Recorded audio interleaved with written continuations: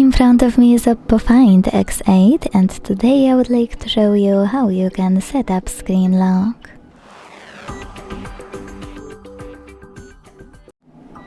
Begin by opening Settings and scrolling to click on Security and Privacy. Then scroll again to click on Device Unlock and tap on Screen Lock to pick one of those login methods: numeric, alphanumeric or pattern. Wait 5 seconds and choose Continue in the pop-up.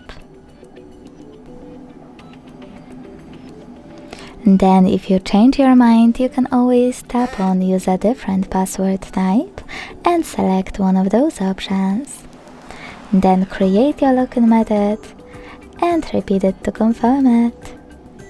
When you finished, click on Done and go back. So now, when I switch off my screen and turn it back on, I can set pattern is required.